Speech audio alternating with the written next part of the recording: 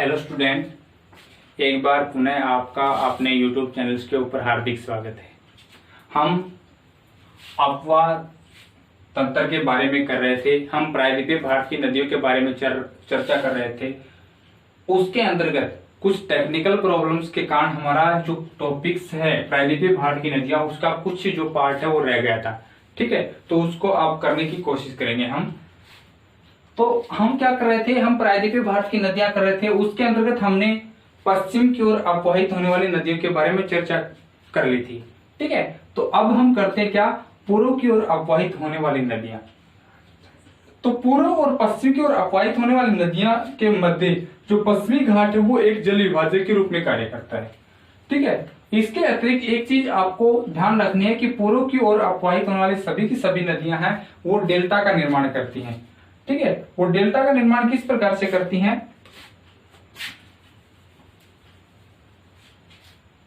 जो पश्चिमी घाट की ओर बहेंगी वो नदियां क्या बनाती हैं, वो ज्वार नदमुख बनाती हैं। ठीक है, तो पूर्व की ओर नदियां जो बहती हैं वो क्या बनाती हैं, डेल्टा का निर्माण करती है। डेल्टा कैसे होता है कि एक मुख्य नदी होती है, वो समुद्री भाग में प्रवेश करने से पहले वो छोटी छोटी नालिकाओं के रूप में बहती है।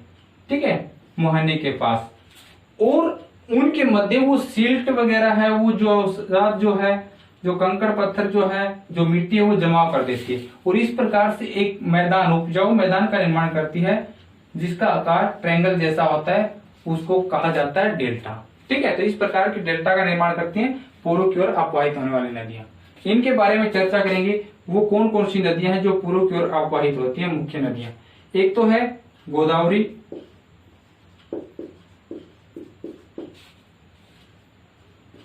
एक है कृष्णा, एक है कावेरी, और एक है महानदी। ठीक है, मुख्य रूप से ये चार नदियों की चर्चा करेंगे। इसके अतिरिक्त कुछ छोटी छोटी सहायक नदियां हैं, उनकी भी चर्चा करेंगे, लेकिन हम इन चार नदियों की चर्चा करेंगे जो कहां पे, बंगाल की खाड़ी में गिरती है, पूर्व की ओर अपवाहित होती हैं ये। ठीक है, सबसे पहले बात करेंगे गोदावरी नदी। गोदावरी नदी का उद्गम कहां से होता है, महाराष्ट्र। महाराष्ट्र में नासिक डिस्ट्रिक्ट से गोदावरी नदी का उद्गम होता है, वहां से इसकी स्टार्टिंग होती है। ठीक है, और लगभग ये 1461 किलोमीटर लंबी नदी है, वो बहकर कहां जाती है, बंगाल की खाड़ी में। ठीक है, मैप के माध्यम से समझने की कोशिश करेंगे कि महाराष्ट्र में नासिक डिस्ट्रिक्ट से निकलती है और फिर कहां जाती है, ये महाराष्ट्र से तेलंगाना, आंध्र प्रदेश और ओडिशा होती हुई डेल्टा बनाती हुई कहां जाएगी, बंगाल की खाड़ी के अंदर। ठीक है, बंगाल की खाड़ी में गिरती है। इस नदी की कुछ सहायक नदियां हैं, जैसे पैनगंगा, वैनगंगा, वर्धा आदि।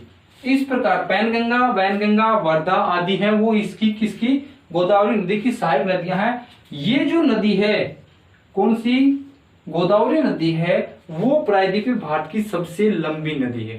ठीक है, इसलिए उसको दक्षिणी गंगा भी कहा जाता है। ठीक है, गंगा नदी भारत की सबसे लंबी नदी है, लेकिन प्रायद्वीपीय भारत की सबसे लंबी नदी कौन सी है, गोदावरी नदी है। इसलिए इसको क्या कहा जाता है, दक्षिण की गंगा भी कहा जाता है, इसे वर्ध गंगा भी कहा जाता है। ठीक है, इन दो नामों से भी इसको जाना जाता है। महाराष्ट्र के नासिक से निकलती है, 1461 किलोमीटर लंबी ये जो नदी है, ये बंगाल की खाड़ी में गिरने से पहले इसके अंदर कुछ छोटी छोटी सहायक नदियां वो मिलती हैं, पैनगंगा, वैनगंगा, वर्धा, दक्षिणी गंगा और वर्ध गंगा के नाम से भी इसको जाना जाता है। ठीक है, हो जाएगा। सेकंड जो है वो क्या है, कृष्णा नदी। कृष्णा नदी है वो प्रायद्वीपीय भारत की दूसरी महत्वपूर्ण नदी है। ठीक है, ये नदी कहां से निकलती, ये नदी भी महाराष्ट्र में से एक जगह है महाबलेश्वरम,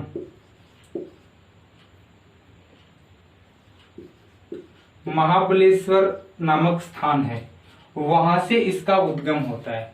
ठीक है, और इस नदी के अंदर तुंगभद्रा,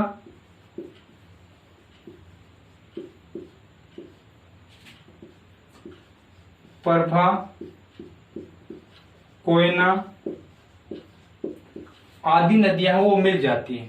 ठीक है, और फिर ये कहा जाती है, ये नदी बंगाल की खाड़ी में गिर जाती है। मैप में इसको भी प्रदर्शित करने की कोशिश करेंगे।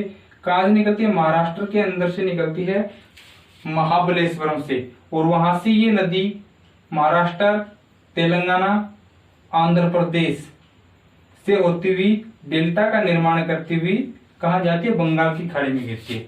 इसकी कुछ सहायक नदियां हैं, जैसे इसके दक्षिण में से तुंगभद्रा नदी, प्रभा है, कोयना नदी है जिसपे कोयना बांध बना हुआ महाराष्ट्र के अंदर। ठीक है, तो ये इसकी कुछ सहायक नदियां हैं, हो जाएगा। उसके पश्चात जो थर्ड जो नदी है वो है कावेरी नदी। कावेरी नदी की बात करें तो हम इसके अंतर्गत ये जो कावेरी नदी है ये कहां से निकलती है? ये कर्नाटक, कर्नाटक की पहाड़ियों में पश्चिमी घाट से इसका उद्गम होता है कावेरी नदी का, और ये नदी कर्नाटक से होती हुई केरल और तमिलनाडु, इन 3 राज्यों से अपवाहित होती है। ठीक है, और फिर ये चेन्नई के पास डेल्टा बनाती हुई कहा जाती है बंगाल की खाड़ी में विलीन हो जाती है।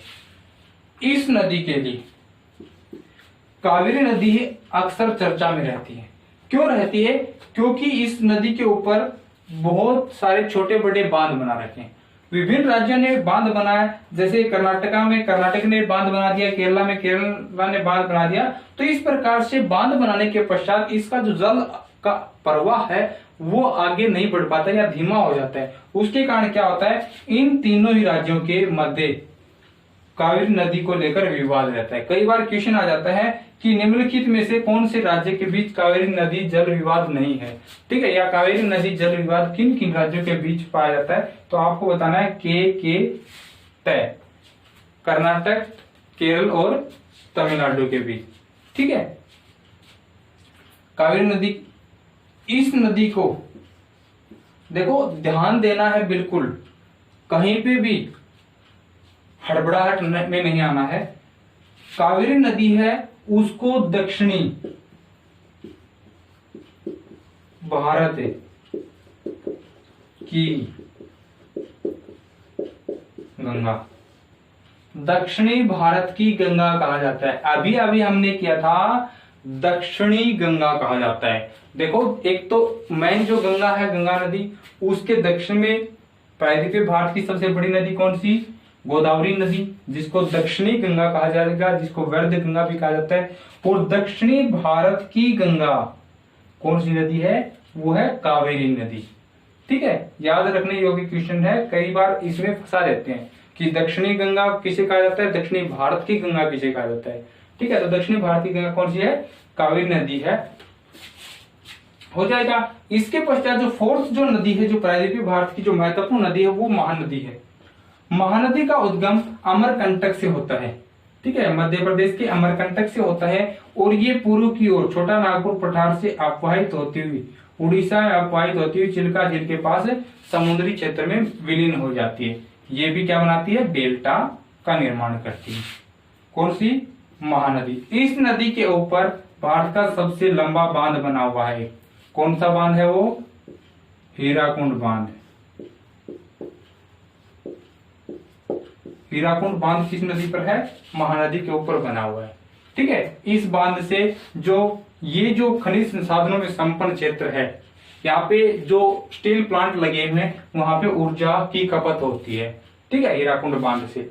इसके अतिरिक्त, इन 4 नदियों के अतिरिक्त प्रायद्वीपीय भारत की कुछ छोटी छोटी और भी नदियां हैं।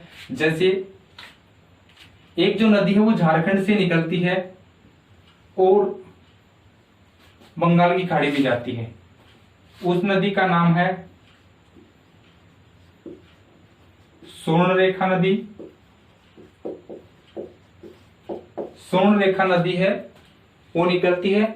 स्वर्ण रेखा जो नदी है उसके ऊपर भारत का फर्स्ट जो स्टील, सबसे पहला जो स्टील प्लांट लगा था, जो लोहा इस्पात संयंत्र स्थापित हुआ था टिस्को, उसकी स्थापना इस नदी के किनारे स्थित है। ठीक है, इसके अतिरिक्त भारत का जो शहर है जमशेदपुर, जो शहर है वो स्वर्ण रेखा नदी के किनारे स्थित है, जिसको आजकल टाटा नगर के नाम से भी जाना जाता है। तो वो भी किस नदी के किनारे, वो स्वर्ण रेखा नदी के किनारे स्थित है। इसके अतिरिक्त जो छोटा नागपुर पठार क्षेत्र है वहां से एक नदी निकलती है छत्तीसगढ़ झारखंड की पहाड़ियों से, और वो इधर हुगली नदी के अंदर विलीन हो जाती है, उसके अंदर मिल जाती है। वो नदी कौन सी है, वो है दामोदर, दामोदर नदी, जिसको बंगाल का शोक भी कहा जाता है। बंगाल में भारी तबाही मचाती है, बाढ़ आती है प्रत्येक वर्ष, इस चीज को बंगाल का शोक भी कहा जाता है। तो इस प्रकार से कुल मिला के पूर्व की ओर जो नदियां बहती हैं, ठीक है, वो क्या बनाती है, डेल्टा बनाती हैं। क्वेश्चन ऐसे भी आ सकता है कि पश्चिम की ओर और पूर्व की ओर अपवाहित होने वाली नदियों के बीच अंतर बताना है। सबसे पहले तो आपको क्या बताना है कि एक तो उनका जल ग्रहण क्षेत्र, वाटर कैचमेंट एरिया जो है वो, उसमें अंतर, पश्चिम की ओर अपवाहित होंगी उनका जो है जल ग्रहण क्षेत्र वो कम है, पूर्व की ओर बहेंगे उनका जल ग्रहण क्षेत्र क्या है, ज्यादा है। पश्चिम की ओर जब नदियां बहेंगी वो क्या बनाएंगी, जवार नदमुख का निर्माण करेंगी। पूर्व की ओर जो नदियां बहेंगी वो क्या बनेंगी, डेल्टा का निर्माण करेंगी। ठीक है, पश्चिम की ओर जो नदियां बहेंगी उनका ढाल है वो तीव्र है, पूर्व की ओर जो नदियां बहेंगी उनका ढाल है वो क्या है, कम है। ठीक है, इसके अतिरिक्त आप एग्जाम्पल देंगे पश्चिम की ओर बहने वाली नदियां कौन कौन सी हैं, जैसे नर्मदा है, तापी है, पेरियार है, साबरमती है, माही है। इस प्रकार की नदियां जो पश्चिम की ओर अपवाहित होती हैं। पूर्व की ओर कौन सी नदियां हैं, गोदावरी है, कृष्णा है, कावेरी है, महानदी है। इस प्रकार की नदियां वो कहाँ बहती हैं, बंगाल की खाड़ी में जाती हैं, पूर्व की ओर अपवाहित होती हैं।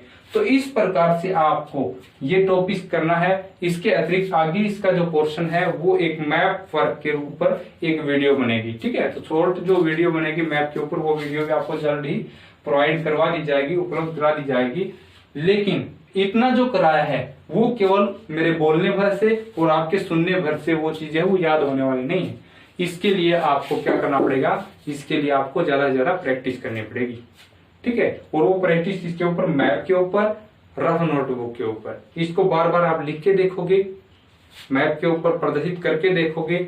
और प्रदर्शित किस मैप पे करोगे आप, स्टेट बाउंड्री के ऊपर जो है, स्टेट बाउंड्री का जो मैप होता है उसके ऊपर आप इसको प्रदर्शित करेंगे, तब ज्यादा से ज्यादा इसका लाभ मिलेगा। ठीक है, तो इस प्रकार बार बार इसको प्रैक्टिस करोगे तब ये चीजें आपको याद होंगी। तो आज के लिए इतना ही, फिर इसी उम्मीद के साथ कि ज्यादा से ज्यादा बच्चों तक इसको पहुंचाने की कोशिश करोगे। ज्यादा से ज्यादा लाइक या डिसलाइक, पसंद आ रहा, मुझे नहीं पता है कि आप ये चीजें, आपको ये चीजें पसंद आ रही हैं या आप इसको नापसंद कर रहे हैं। मैं केवल आपके लाइक और डिसलाइक देख के ये बता सकता हूं कि ज्यादा से ज्यादा बच्चे इसको पसंद कर रहे हैं या नापसंद कर रहे हैं। कोई भी सुधार की गुंजाइश होती है तो वो इन चीजों से पता चलता है कि ज्यादा डिसलाइक आते हैं तो सुधार की गुंजाइश होती है, और ज्यादा लाइक आते हैं तो ये चीजें है वो अच्छी चल रही हैं। ठीक है, इसके अतिरिक्त ज्यादा से ज्यादा शेयर करोगे तो ज्यादा से ज्यादा बच्चों तक पहुंचेंगी, ज्यादा से ज्यादा बच्चे इससे लाभान्वित होंगे। तो हमारा उद्देश्य भी यही है कि ज्यादा से ज्यादा बच्चों तक ये चीजें जाएं। ठीक है, तो आप इसको शेयर कीजिए, लाइक कीजिए, पसंद ना आए तो इसको डिसलाइक कीजिए। आज के लिए इतना ही। थैंक यू, धन्यवाद, फिर मिलेंगे।